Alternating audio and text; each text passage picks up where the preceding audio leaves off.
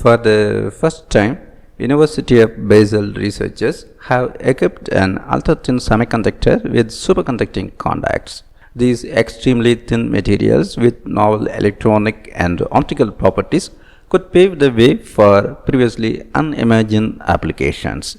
Combined with superconductors, they are expected to give rise to new quantum phenomena and find use in quantum technology. Whether in smartphones, televisions, or building technology, semiconductors play a central role in electronics and therefore in our everyday lives. In contrast to metals, it is possible to adjust their electrical conductivity by applying a voltage and hence to switch the current flow on and off. With a view to future applications in electronics and quantum technology, researchers are focusing on the development of new components that consist of a single layer, that is monolayer of a semiconducting material. Some naturally occurring materials with semiconducting properties feature monolayers of this kind stacked to form a three-dimensional crystal. In the laboratory, researchers can separate these layers, which are no thicker than a single molecule, and use them to build electronic components. These ultra-thin semiconductors promise to deliver unique characteristics that are otherwise very difficult to control, such as the use of electric fields to influence the magnetic moments of the electrons.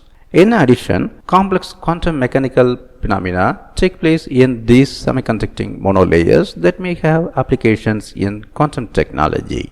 Scientists worldwide are investigating how these thin semiconductors can be stacked to form new synthetic materials known as Van der Waals heterostructures. However, until now they have not succeeded in combining such a monolayer with superconducting contacts in order to dig deeper into the properties and peculiarities of the new materials. A team of physicists at the Swiss Nanoscience Institute and the Department of Physics of the University of Basel has now fitted a monolayer of the semiconductor molybdenum disulfide with superconducting contacts for the first time. The reason why this combination of semiconductor and superconductor is so interesting is that the experts expect components of this kind to exhibit new properties and physical phenomena. In a superconductor, the electrons arrange themselves into pairs like partners in a dance, with weird and wonderful consequences such as the flow of the electrical current without a resistance.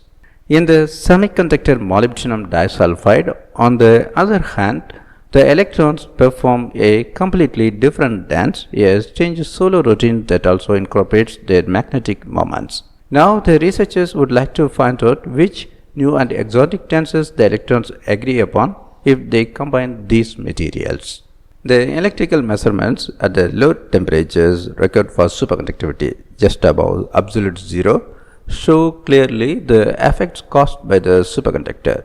For example, at certain energies, single electrons are no longer allowed. Moreover, the researchers found indications of a strong coupling between the semiconductor layer and the superconductor.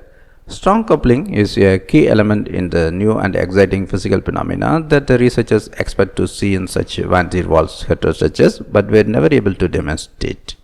The fabrication of the new component in a type of sandwich made of different materials requires a large number of different steps. In each step, it is important to avoid contaminations as they seriously impair the transport of electrical charges. To protect the semiconductor, the researchers pack a monolayer of molybdenum disulfide between two thin layers of boron nitride, through which they have previously etched the contacts vertically using electron beam lithography and ion etching. They then deposit a thin layer of molybdenum rhenium as a contact material, a material that retains its superconducting properties even in the presence of strong magnetic fields. Working under a protective nitrogen atmosphere in a glove box, the researchers stack the boron nitride layer onto the molybdenum disulfide layer and combine the underside with a further layer of boron nitride as well as a layer of graphene for electrical control. The researchers then place this elaborate Van der Waals heterostructure on top of a silicon dioxide wafer.